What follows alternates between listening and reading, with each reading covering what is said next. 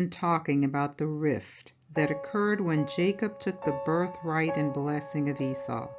This family feud is in full manifestation, even until this day. The seed of Jacob has found many clever ways to get their revenge. For centuries, they found ways to keep the children of Jacob from the things that were promised. And how did he do this? As I said the last time, Esau used sorcery, and he also used religion and the slave trade to avenge himself. Let's talk about his most effective strategy: to disguise himself as Jacob. Esau mixed himself so well with the other nations. His seed are represented with white and black skin. This has allowed him to deceive the nations, and his descendants present themselves as the children of Israel. So is there a record of this pretense? Yes, there is. I want to share several sources of what others are saying, because most times it will fall on deaf ears when our people say it. We've been ridiculed for speaking the truth. So this comes from Christians for Truth. It's called Edom in the Old and New Testaments. It says certain Christian circles insist that modern day Jews are literal Edomites, the living descendants of Esau, Jacob, Israel's older twin brother. And many of those who hold this view generally agree that Edomites became synonymous with modern day Jews around 150 BC, when John Hyrcanus, the Hasmonean high priest, leader of Judea, offered them citizenship on condition that they submit to circumcision and practice Hebrewism, the dominant religion in Judah at the time. Let's keep going with this. All right, it goes on to say, during the Second Temple period around 168 BC, Israel came under the power of the Seleucid Empire ruled by Antiochus IV Epiphanes and underwent a period of great trouble. As a result of that trouble, Israel resisted and began what is known as the Maccabean revolts. Simultaneously, in the success of the revolts, this began the Hasmonean dynasty, which was a series of high priestly rulers. These events can be seen in the scriptures in Daniel 2, 8, 9, 10, and 11, along with the apocryphal books of the Maccabees.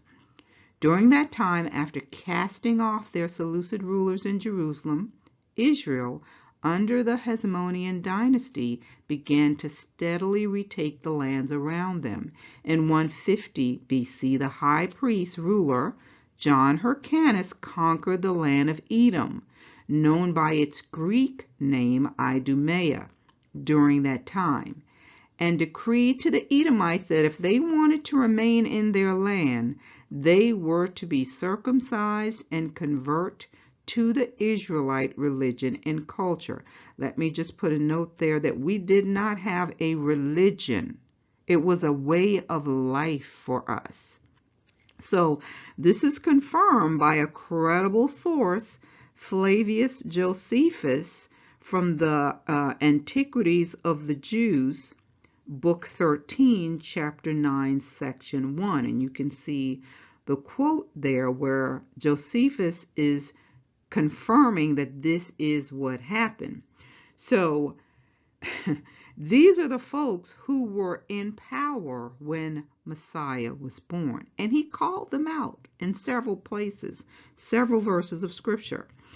They were not the children of Jacob. Now, what's strange is now that these people are waking up to this truth and seeing that these people are imposters, they will not accept that we are the true people, because suddenly it doesn't matter. Let's keep going.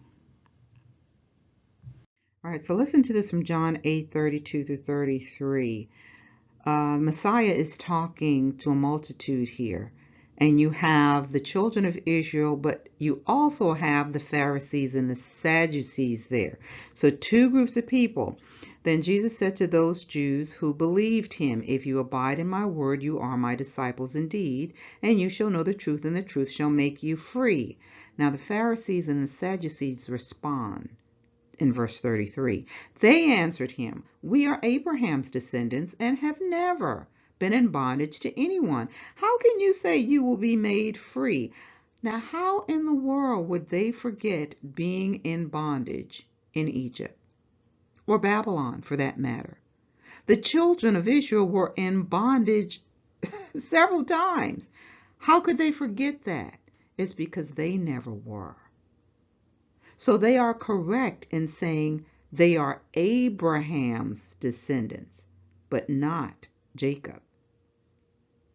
And that's why when the Most High addresses Israel, he says, "I am the God of Abraham, Isaac, and Jacob." So Yeshua is forcing them to identify themselves. He's showing us who these people really are.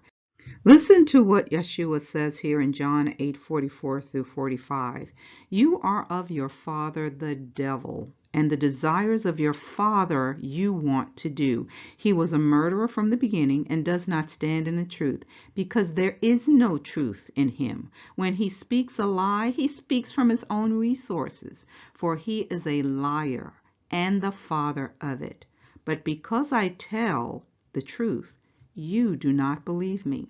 See, we were always taught that Yeshua said this to them because they were in rebellion and they were denying who the Messiah was. No, this is confirming the two verses in the book of Revelation that identify these people as the serpent's seed.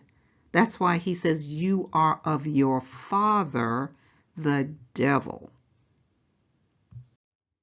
All right, so I want to share these verses with you. The first, Revelation 2:9, "I know your works, tribulation, and poverty, but you are rich.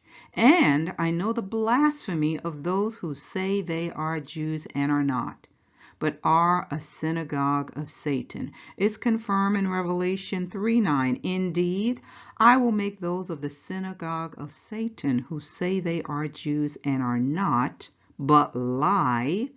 Indeed, I will make them come and worship before your feet, and to know that I have loved you." The language here is precise. He's identifying a group of people who would be saying that they are the true people in the last days. And this is what the world is discovering right now. I have several sources to share with you, because now we have Bible teachers waking up and saying exactly what we have been saying. And you all know that there are some who will only believe if it's coming from an unmelanated person, right? But they claim they want to build the temple. Now, I want to discuss a little bit of sensitive history. And if I go to sensitive history, well, then I must quote sources that say it rather than that I say it. This is a fascinating book, and the web pages are there. You can check it out. Facts are Facts. This is a book that was written by a Jewish man. And he confronted the thinking of many of the high-placed individuals of the world. This is interesting stuff. In this book, Benjamin H. Friedman, a Jewish man, writes about the Jews and reveals an interesting history. He states that the present Jews in Palestine are not the true descendants of the Judeans, but rather descendants of the Khazars.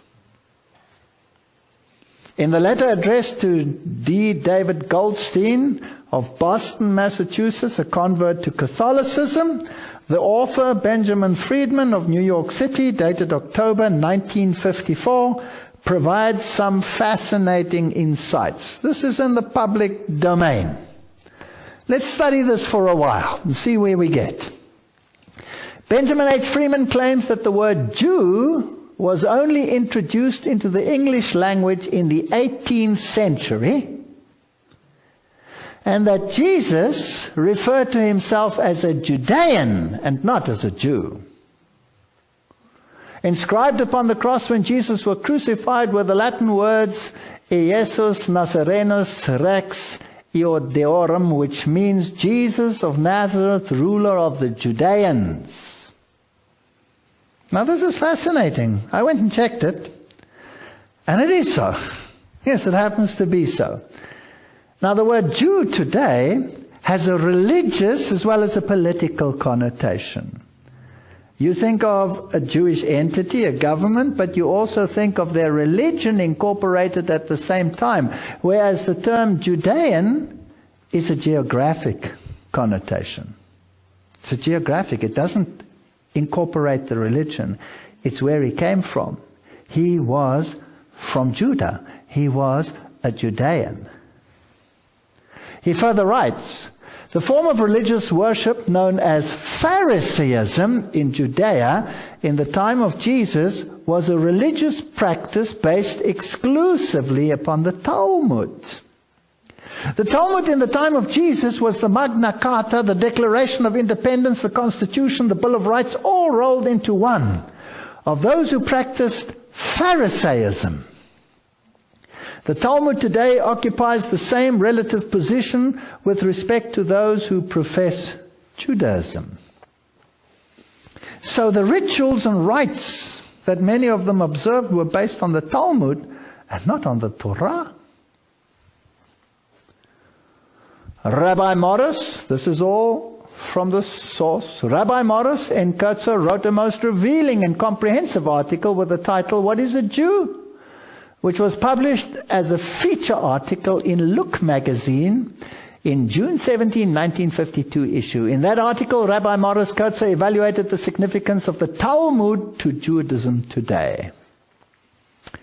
In that illuminating treatise and that important subject, by the most qualified authority at the time, Rabbi Morris N. Khazar stated, the Talmud consists of 63 books of legal, ethical, and historical writings of the ancient rabbis. It was edited 5 centuries after the birth of Jesus. It is a compendium of law and lore. It is the legal code which forms the basis of the Jewish religious law, and it is, note, the textbook used in the training of rabbis. So rabbis are trained according to the Talmud. And the Talmud has very little in common with the Bible.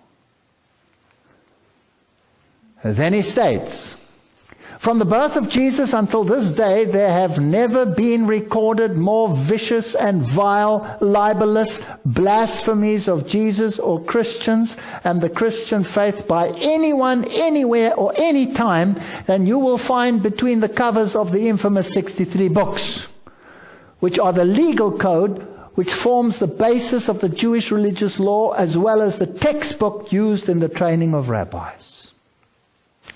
I don't want to go into it. If I were to put the quotes on the screen, which the Talmud contains about Jesus, you would be horrified. It is some of the vilest statements that I have ever had the dishonor of reading. And this is what their training consists of. He then proceeds to quote some of the most horrendous statements from the Talmud regarding ethical issues, and not only regarding ethical issues, which deal with many, many issues from economics to relations with women, etc., and, of course, the view on Christ. As to the origin of the present Jews in Palestine, he states that those Jews derived from Eastern Europe, and many, many of the Jews that today live in the reconstituted state of Israel come from Eastern Europe, are not descendants of the Judeans or the lost tribes of Israel, but rather descendants of the Khazars. Who are they? They were a nation most people do not even know of. He writes, the so-called self-styled Jews in Eastern Europe in modern history cannot legitimately point to a single ancient ancestor who ever set even a foot on the soil of Palestine in the era of Bible history. Research also revealed that the so-called or self-styled Jews in Eastern Europe were never Semites, are not Semites, now, nor can they ever be regarded as Semites at any future time by any stretch of the imagination. What secret, mysterious power has been able for countless generations to keep the origin and the history of the Khazars and the Khazar kingdom out of the history textbooks? Did you ever learn about it at school? I never learned about it. And out of classroom courses in history throughout the world, the origin and the history of Khazars and the Khazar kingdom are certainly incontestable historical facts. You have to do some cross-checking. Even the Jewish encyclopedia is quite explicit about it. This was the Khazar kingdom. Here is the Black Sea, the Byzantine Empire. Here was Persia. And here was the kingdom of the Khazars. It was a massive kingdom. Now let's look at some of this interesting history. The Khazars were an Asiatic nation. And the Jewish encyclopedia states Persian origin that converted to Talmudic Judaism. Now obviously some of the rabbis involved there could have been Judeans and probably were Judean descendants, but their converts are not Judeans. And that had conquered a vast area of Eastern Europe, which was in turn later conquered by the Russians in the 10th and 13th century. So that is why there are so many Russian Jews. Have you ever thought where they came from?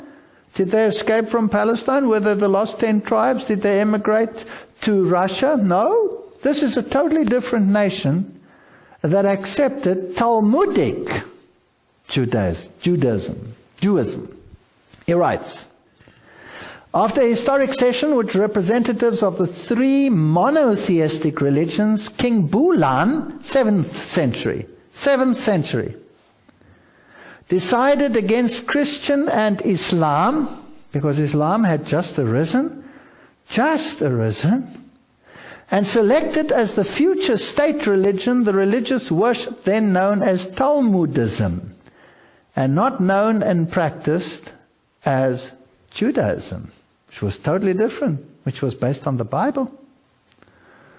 They adopted the Hebrew alphabet, and the Khazars adapted words to their requirements from the German, the Slavonic, and the Baltic languages. This language was known as Yiddish. And Yiddish used the Hebrew alphabetic characters, but not Hebrew. It's not Hebrew. It's Yiddish.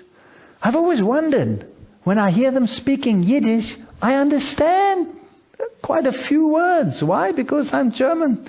They had many exchanges with universities and their students were trained.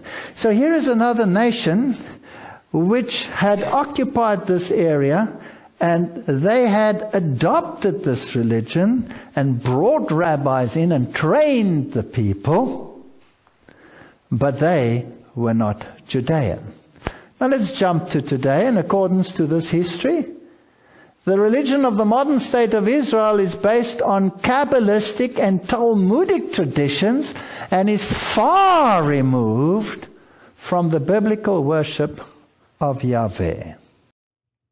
Surprise, surprise. Isn't that what we've been saying? So in this next clip, the speaker is Ralph Schoenman, and it comes from another channel called Stevie's Awake. Let's listen.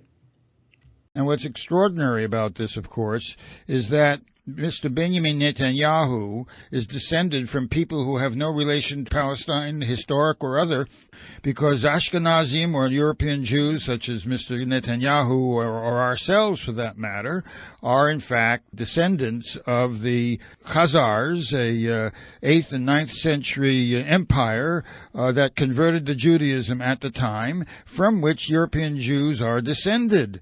Indeed, as I've often discussed, if one wanted any, as it were, scientific data which demonstrates the ethnic origins of European Jewry, for what the hell it matters, apropos the question of Palestine, but here's the point. European Jews are susceptible to a genetic condition known as Tay-Sachs disease, analogous to what African Americans suffer with sickle cell anemia.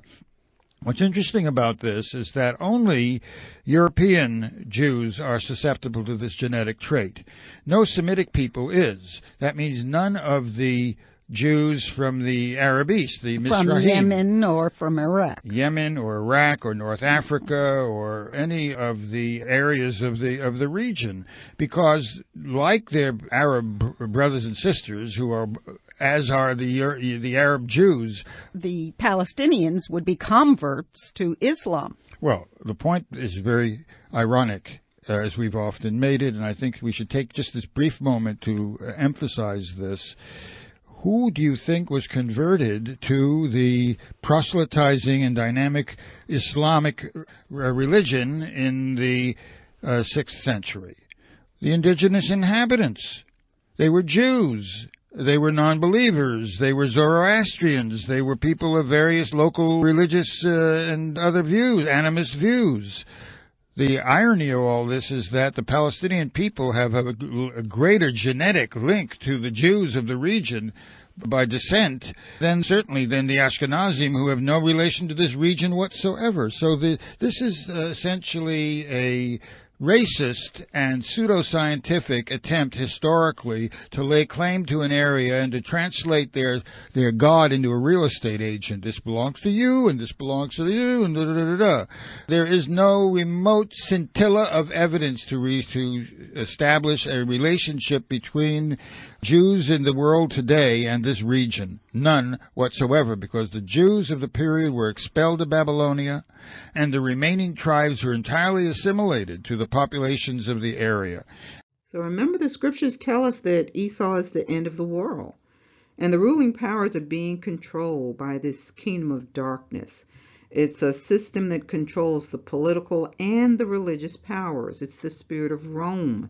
If you remember in the book of Daniel, when he talks about his vision, the legs of iron would be in power in the last days, and it's the Roman Empire.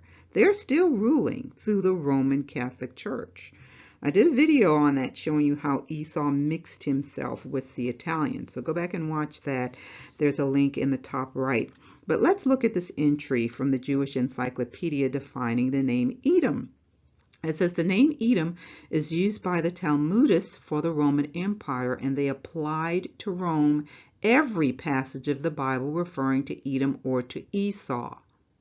It says Rome under the name of Edom is compared to a boar, and the symbolic name Seir was used by the poets of the Middle Ages not only for Rome, but also for Christianity. On this account, the word Edom was often expunged by the censor and another name substituted. In place of Edom, the word Khazar or Khazar, which means swine, was occasionally used. So this will help you understand that this mixture with other nations allowed Esau to move into powers of religion and politics, the mixing of church and state. Is science backing this up? Yes, it is. Let's take a look at this next article. This comes from The Conversation. The title is Ashkenazic Jews' Mysterious Origins, Unraveled by Scientists Thanks to Ancient DNA. I won't read all of it, but there is a link here if you want to read the full article. It says, where do the Jewish people come from? This is a question that anthropologists, historians, and theologians have studied for millennia. According to mythology, the Judeans descended from three patriarchs, Abraham, Isaac, and Jacob, who are buried in the cave of the patriarchs. This cave is called the Cave of Machpelah in Hebron. It's a Palestinian city and World Heritage Site located in the southern West Bank, 19 miles south of Jerusalem. I'll drop down. It says, for a more scientific take on the Jewish origin debate, recent DNA analysis of Ashkenazic Jews, a Jewish ethnic group, revealed that their maternal line is European. It has also been found that their DNA only has 3% ancient ancestry, which links them with the Eastern Mediterranean, also known as the Middle East, namely Israel, Lebanon, parts of Syria, and Western Jordan. So this is saying only 3% of their DNA is represented in this region. 3%. It says this is the part of the world Jewish people are said to have originally come from, according to the Old Testament. But 3% is a minuscule amount, and similar to what modern Europeans as a whole share with Neanderthals. So given that the genetic ancestry link is so low, Ashkenazic Jews' most recent ancestors must be from elsewhere. This is a mongrel race. It's Esau mixing himself with other nations to conquer, and in the course of time, they made the world believe that they are us. In the last video, I told you that Esau used religion, i.e. Islam and Christianity, to dominate the children of Israel. But the one lurking behind the scenes is coming to the forefront. How does Esau want this to end? The result will be the three becoming one. All of these religious powers will converge into one religion in these last days. The one coming to the forefront now will be the embodiment of the Antichrist for world domination. We've had Antichrists before, but they were regional powers. The kingdoms of the world will now give their powers to the beast, so that all of them will become one superpower, one source. The gods of wood and stone will now have power to perform supernatural works. The Kabbalists call it Shekinah. Satan understands that a kingdom divided against itself cannot stand. So what we see now is the remaking of the Tower of Babel. Hear what I'm saying. This is going to be a religious system. Why else would it say that they will fall down and worship the beast? So everything you see happening right now, it's leading to a showdown between the God of Esau and the God of the children of Israel. He allowed us to be handed to our enemies because of our sin, our rebellion. But the 400-year prophecy that was given to Abraham in Genesis serves as a sign for us in these last days. It's a marker in time to help us identify ourselves. It's not a coincidence that the world recognized, 400 years in August of 2019, and a few months later, a plague is raging on the planet. It's just like the plagues in Egypt. The plagues that they experienced then brought that country to its knees, but it also destroyed their economy. And that's what's happening around the world. In the end, Egypt had to acknowledge the true God, and they had to recognize his people. As it was then, so it will be now. So, children of Israel, listen to this as I read 2 Esdras 15, 10 through 21. And listen to it as if you're hearing it directly from your Heavenly Father. He has seen and he has heard, and this is his reply. Behold, my people is led as a flock to the slaughter. I will not suffer them now to dwell in the land of Egypt, but I will bring them with a mighty hand and a stretched out arm, and smite Egypt with plagues as before. Why does he say as before? So we know this couldn't be talking about the first time. There had to be something that would happen in the end times that would be similar to what happened in Egypt. It says, and will destroy all the land thereof. Egypt shall mourn, and the foundation of it shall be smitten with the plague and punishment that God shall bring upon it. They that till the ground shall mourn, for their seed shall fail through the blasting and hail, and with a fearful constellation. Woe to the world and them that dwell therein, for the sword and their destruction draweth nigh. And one people shall stand up and fight against another, and swords in their hands, for there shall be sedition among men, and invading one another.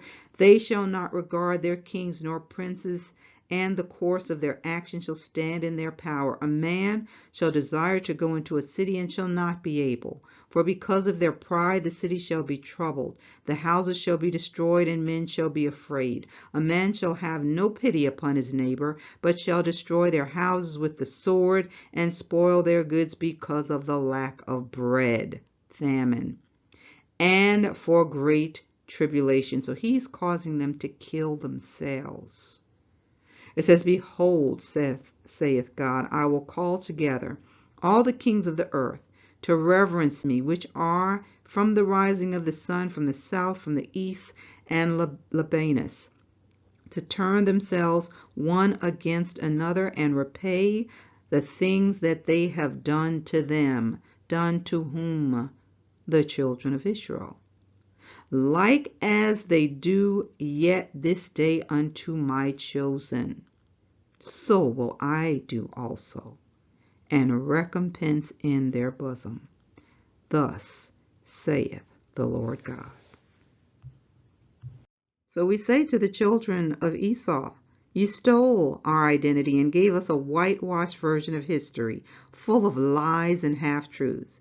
But we're waking up, and our true identity is being revealed. Judah is rising, and he's rallying his brothers scattered around the world. We reject your whitewashed version of history. We are Israel.